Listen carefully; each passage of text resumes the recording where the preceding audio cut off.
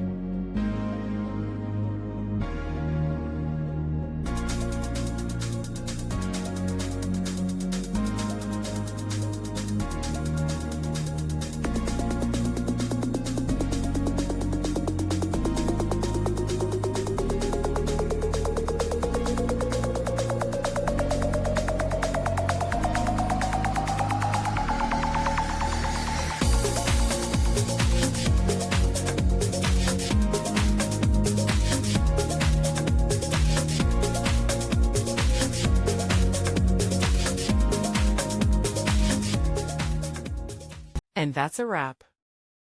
I hope you found the answer you were looking for. If you did, take a second to hit that subscribe button. It really helps out. And let me know in the comments which solution worked best for you. See you next time in the debug zone.